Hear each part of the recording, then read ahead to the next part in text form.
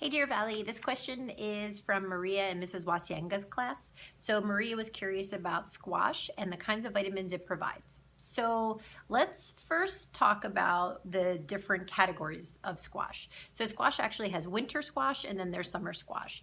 And so winter squash, one thing that's very different than summer squash is its outer skin. So that outer skin, you can call that a peel or you can call that a rind, but it's thick and it's tough, and we typically don't eat it with the winter squash. What you do instead is you kind of scrape out the inside and eat what's inside.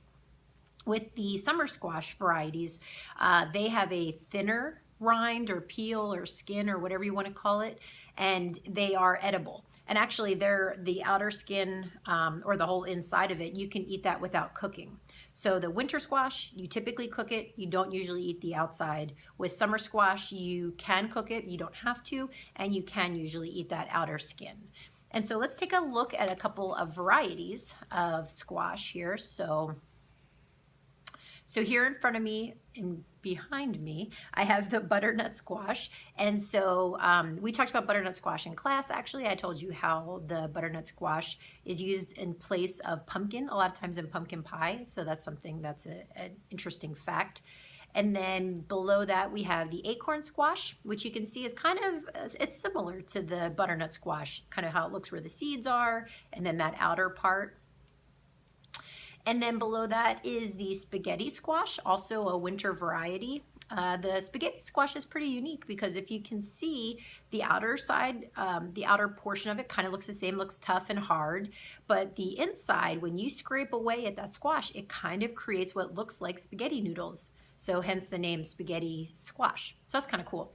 And then below that, we have a picture of some of the summer varieties. So again, these guys are the ones where you can eat the skins and you can cook it, you don't have to, but a lot of different ways to eat these guys.